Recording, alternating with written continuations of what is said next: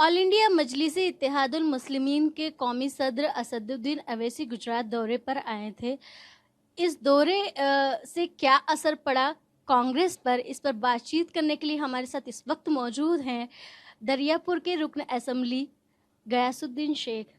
कैसा रहा उनका सफ़र? ये जो पहले नज़र आता था, जिस तरह की भीड़ उनके साथ जाती थी, वो इस बार नहीं नज़र आई और ख़ास तौर से अतीक अहमद से वो मिलने वाले थे, उन्हें मुलाकात नहीं करने दिया गया। क्या वजह रही इसकी? पहले मैं अतीक अहमद साहब के सवाल पे आता हूँ।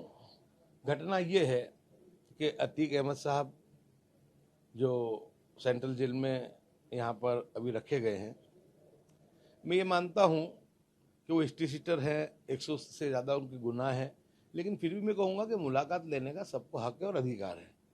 अगर अतीक अहमद गुनहगार है तो भारतीय जनता पार्टी में भी कोई बहुत अच्छे लोग नहीं हैं। प्रज्ञा ठाकुर उनकी सांसद कौन है, सब जानते हैं।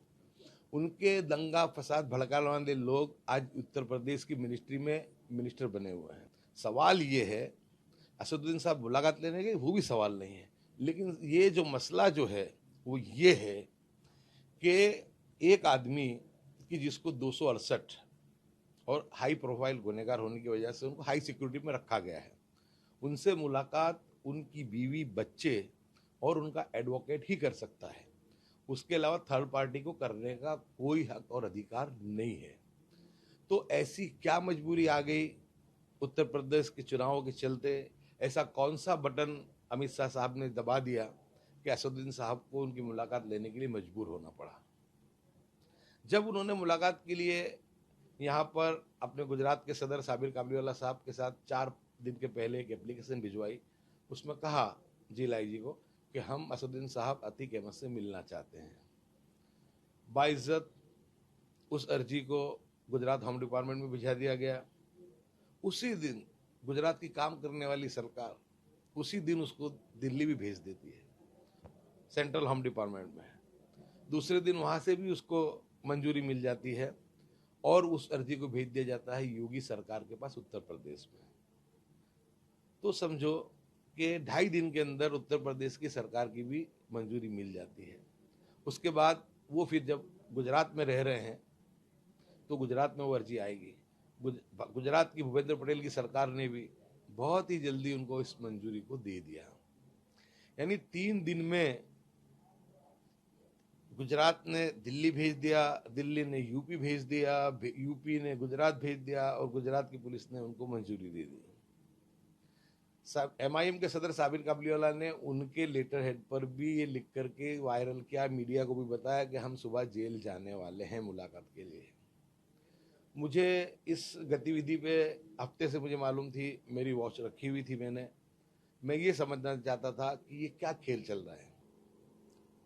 यहाँ पे अतीक अहमद की जो घटना आई और उसको जब मेरी नज़र से मैंने देखा, मैंने खुद ने कल जा कर के देखा है जब मुझे पता चला जेल सत्ता वालों से कि वहाँ पे उनको मंजूरी दे दी गई है। उसका कंफर्मेशन करने के लिए मैंने स्पेशल ब्रांच में भी तहकीकात की, कुछ पुलिस स्टेशन में भी तहकीकात की और मैंने मेरी आंखों से देखा कि उसको मंजूरी मिल चुकी है और रूट भी तय हो चुका है और वो रूट का जो था पूरा ब्यौरा साबिर भाई ने उनके लेटर हेड पे भी दे दिया है। लेकिन क्या आपकी वजह से ये मंजूरी नहीं दी गई? लास्ट मोमेंट पे रोक दिया गया और उन्हें कहा जा रहा था कि नज़र कैद कर दिया लेमन ट्री होटल में और नहीं जाने दिया अतीक अहमद से मिलने के लिए। आपकी वजह लगती है कि आपने जो प्रेस रिलीज बाहर करी थी उसकी वजह से ये रोक दिया गया है? क्या हुकूमत या बीजेपी सरकार उसमें अपना फ़ायदा उठाना चाहती है?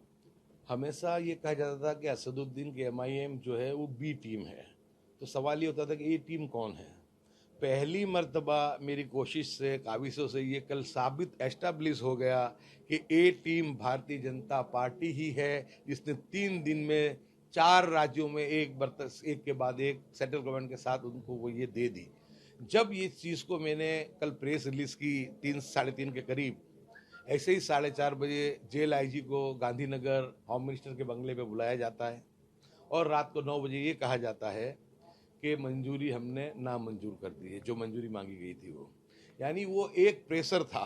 अभी तक तो असदुद्दीन अकेले बदनाम हो रहे थे, लेकिन कल पहला मौका ये आया था कि ए टीम कल के आ रही थी और भारतीय जनता पार्टी का असली चेहरा जो था वो हिंदुस्तान की हिंदू अवाम और खास करके जो मोदी भक्त है उनके सामने खुला है। उन्होंने अपनी फेस सेविंग के लिए, अपनी बदनामी से बचने के लिए उन्होंने ये नाटक और ये तर्कट रचा कि उन्होंने रात को ये कह दिया कि हमने तो अर्जी जो थी उसको नामंजूर कर दी है।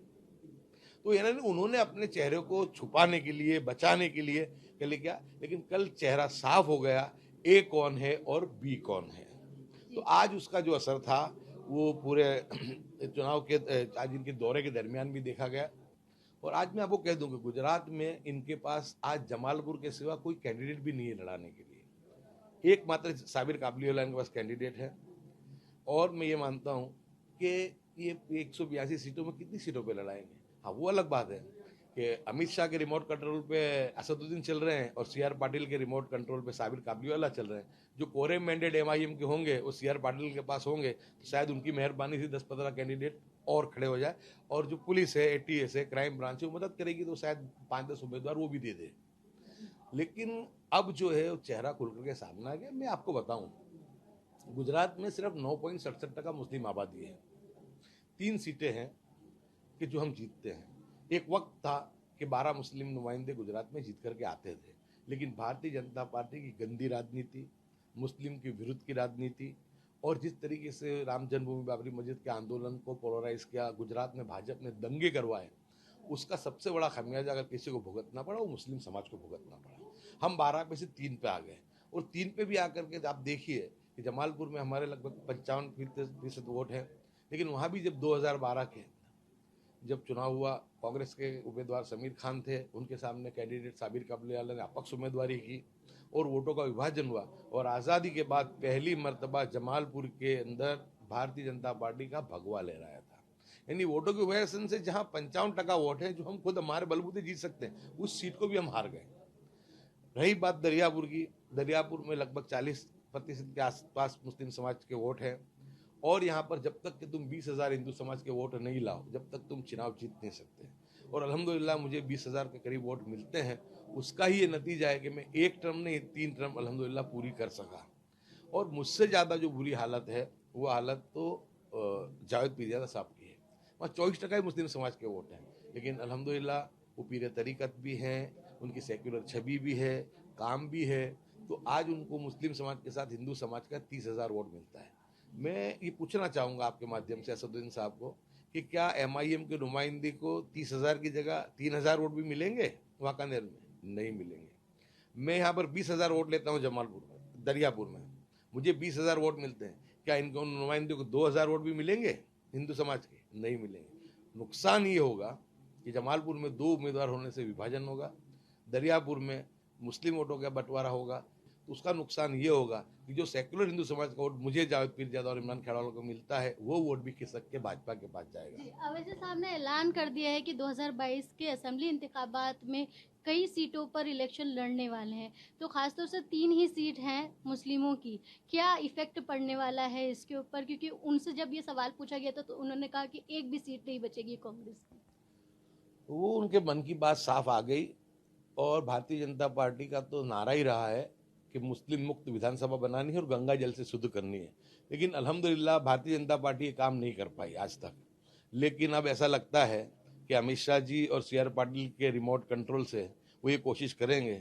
लेकिन ये मुझे मालूम है कि अल्हम्दुलिल्लाह जब ईमान वाला पैदा होता है उसका नसीब उसके पहले ही लिख दिया जाता है। हार जीत सब तय होती है पहले से। और हमको पूरा यकीन, पूरा भरोसा है अल्लाह की ज़ात पे, हमारी आवाम पे, हमारे हिंदू मुस्लिम दोनों मतदारों पे कि इंशाल्लाह 3 सीटें तो हैं।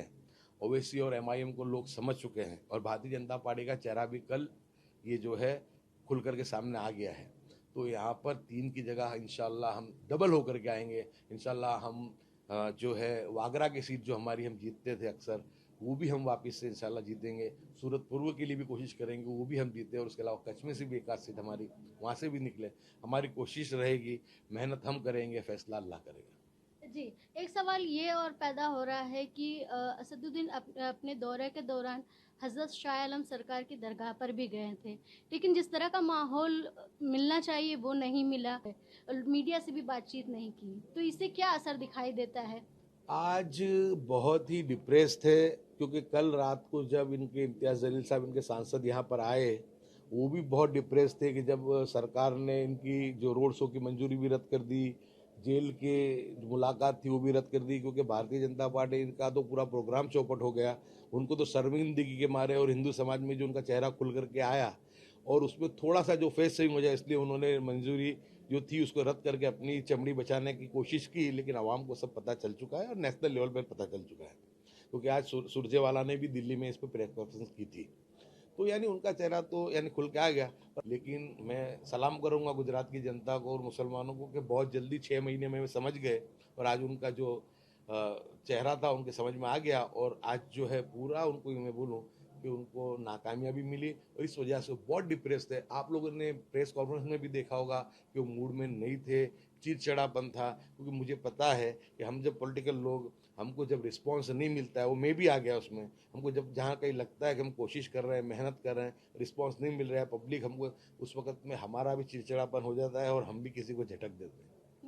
जी, एक आखिरी सवाल आपसे है कि असदुद्दीन अवैसी ने कहा है कि बहुत सारे कांग्रेस के नेता उनके कांटेक्ट में हैं और ख़ासतौर से शहजाद खान भी मुलाकात करने गए थे और जो हमारी कॉरपोरेशन है उसमें विपक्ष का नेता भी नहीं बनाया गया है।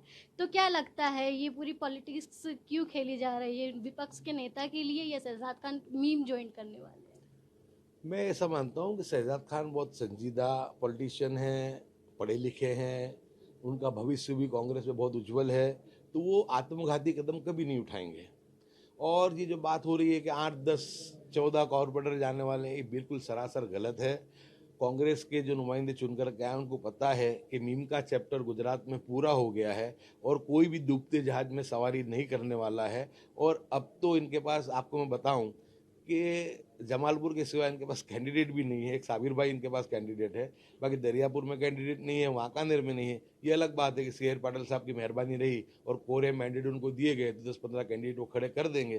थोड़ा बहुत पुलिस कर देगी, थोड़ा बहुत जो भी दूसरी इनके जो भारतीय जनता पार्टी के दलाल है वो कर देंगे। बाकी उनके पास यहाँ पर लड़ने के लिए कुछ बचा नहीं है। और आवाम को मैं सलाम करता हूँ कि आवाम 6 महीने में असदुद्दीन साहब को और MIM को समझ गई और आज उन्होंने जो परचम गुजरात की आवाम ने, अहमदाबाद की आवाम ने दिखाया है, मैं मानता हूँ कि असदुद्दीन साहब भी सोचने पे मजबूर होंगे कि उनकी गलतियाँ कहाँ हुई है। तो शहजाद खान जाएंगे मीम में या आप लोग कोशिश कर रहे हैं उन्हें रोकने की? शहजाद खान ने खुद ने अपने वक्तव्य में कहा है कि जब मैं CAA NRC के केस में जेल में बंद किया गया था उस वक्त में ओवैसी साहब ने मेरे परिवार के खबर अंदर पूछे थे, इसलिए आज उस वजह से जब उन्होंने मेरी खबर अंदर पूछी थी तो मैं थैंक्स कहने के लिए उनको कहा था। मैं कांग्रेसी हूं और कांग्रेस में रहूँगा। उन्होंने ये भी कहा कि जो लीडरशिप का जो मामला है वो हमारा राष्ट्रीय कक्षा से ऑब्जर्वर नहीं बना है और राज्य कांग्रेस और नेशनल कांग्रेस दोनों का तालमेल सही नहीं है। जैसे ही अगले हफ्ते में जब गुजरात का प्रभारी नियुक्त किया जाएगा, ऑब्जर्वर नियुक्त किया जाएगा, उसके बाद जो मसला है वो इंशाल्लाह हल हो जाएगा। जी, बहुत बहुत शुक्रिया ETV भारत से बातचीत करते हुए। ये थे रुकन असेंबली गयासुद्दीन शेख जो बता रहे थे कि असदुद्दीन अवैसी के दौरे के बाद का गुजरात का माहौल कैसा नज़र आ रहा है और कैसी पॉलिटिक्स बनती जा रही है। ETV भारत के लिए अहमदाबाद से रोशन आरा। સતત 24 કલાક સમાચાર જોવા માટે ડાઉનલોડ કરો ETV ભારત એપ।